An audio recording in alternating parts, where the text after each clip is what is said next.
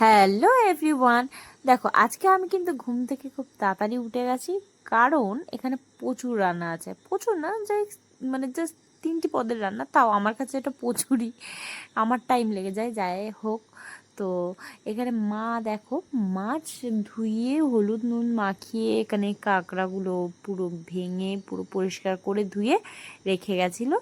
আর একটা হচ্ছে চচ্চড়ি হওয়ার জন্য এখানে আলু আর বেগুন দিয়ে গেছিলো, মানে এগুলো সব কেটে কুটে গেছিলো আমার জন্য, যাতে আমি তাড়াতাড়ি আরও রান্নাটা করে নিতে পারি।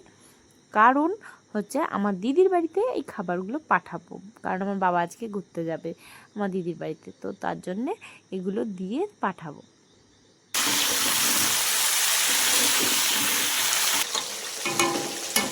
মাছটা হোক, এটাও হোক, হতে থাকুক। এই যে মাছ ভাজা হচ্ছে, এইটা ভাজা হয়ে গেছে, এটা আবার তুলে নেবো। কাঁকড়াটা করবো, এই কাঁকড়াটা টেস্টি লাগছে নাকি। আদা রসুন দিয়ে নিলাম। এই আদা রসুন দিলে এত শুকায় না, বলার মতো নেই। এটাকে কষিয়ে নিই, তারপর আবার টমেটো সিদ্ধ হয়ে যাবে। টমেটোটা দিতে ভুলে গেছি, এমনিতে টমেটো দেরি করে দিলে অসুবিধা নেই, টমেটো তাড়াতাড়ি গলে যায়।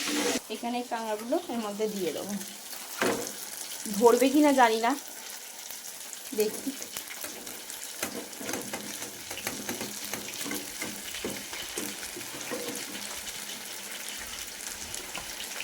কাঁকড়াটা কষাচ্ছি, এরপরে একটু জল ঢেলে দেবো, পুরো একদম কাঁকড়াটা মাখা মাখা হবে, যদি টেস্ট হবে। একটু কষিয়ে নিয়ে ঢেকে ঢেকে যাতে মশলাগুলো ভিতরে ঢুকে যায়।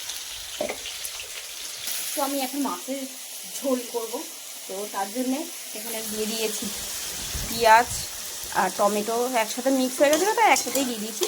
আর এই লঙ্কা এখানে দিয়ে দিয়েছি। এটা ভাজা ভাজা হোক, তারপরে আদা রসুন দেওয়া হবে। আর এই সাইডে আমি এখানে কাঁকড়াতে জল দিয়ে দিয়েছি একটু, এটা ভালো করে ফুটছে, মশলাপাতি ঢুকুক, পুরো মাখা মাখা হবে। তারপরে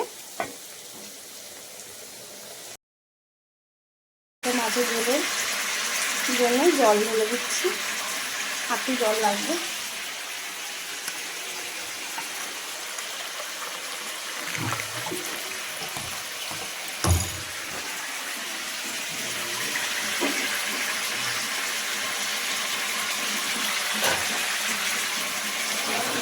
এখানে দেখো আমি চচ্চড়ি বসাচ্ছি। কালকে আমাদের বাড়িতে কুমড়োটা দেখতে পাচ্ছ, সেটা বসিয়েছি। এর মধ্যে হচ্ছে শাকগুলো দিয়ে দেবো, এগুলো ধুয়ে রেখেছে মা, এবার আমি শুধু দিয়ে দেবো। হচ্ছে চচ্চড়িটা বসিয়েছি, চচ্চড়ি থেকে কত জল ছেড়েছে দেখো, পুরো অনেকটা জল। তো এর মধ্যে দিয়ে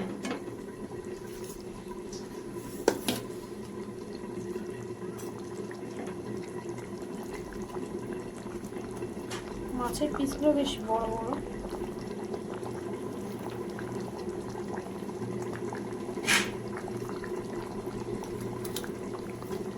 আর দেখো 3খানা লেজা একসাথে জুড়ে আছে, কি বলবো। এখানে কাঁকড়াটা টিফিন কারিতে দিয়ে দিয়েছি, এবার মাছের ঝোলটাও দিয়ে দিয়েছি। এরপরে এবার চচ্চড়িটা হয়ে গেলেই টিফিন কারিতে দিয়ে দেবো দিদির জন্য। এখানে আমার বাড়ির পেছনের গাছের কলাগুলো দেখো,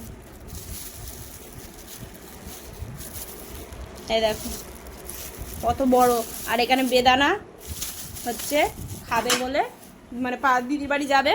আর এখানে এই যে আমাদের বাড়ি সেই কুমড়োটা কালকের, এইটা হচ্ছে যাবে। আর রান্নাপাতিগুলো তো পাঠাবো, ব্যাস নিয়ে যাবে এই যে ইনি মহান ব্যক্তি। ভাতটা বেড়ে নিই।